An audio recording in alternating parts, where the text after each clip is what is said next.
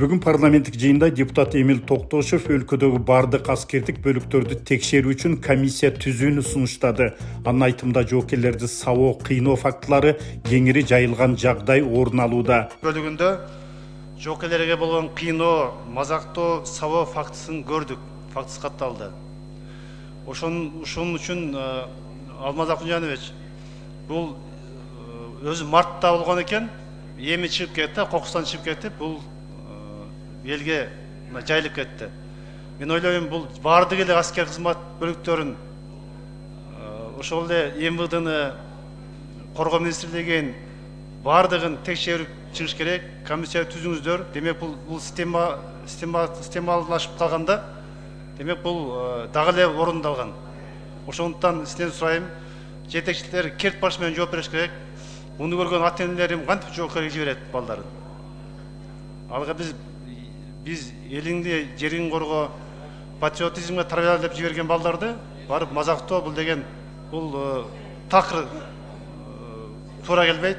Ошондуктан буга комиссия түзүлсүн дагы өкмөт. Баардыгын бирден текшерип баа берсин. Россиядагы мигранттар Кыргызстанга 30 000 сомдон ашык акча которо албай жатышат. Бул тууралуу жогорку кеңештин жыйынында депутат Бактыбек Марипов билдирди. Анын айтымында аталган маселе боюнча ага мигранттардан көп кайрылуулар түшүүдө. Россия өлкөсүндө биздин бир мигрантка 30 000 сом, 30 000 рубльга чейин которгонго уруксат берилет экен. А калган акчаларды биздин Кыргыз мамлекетине которо албай атышыптыр. Бул жака алып келсе же которгон болсо, биздин укук коргоо органдары конфискация кылып алып коюп атышыптыр да.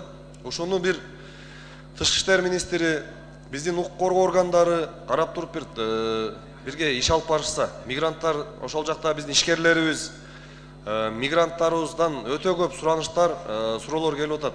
Алып келсек эле терроризмге жана башкага деп эле алып коюп атышат деп атат.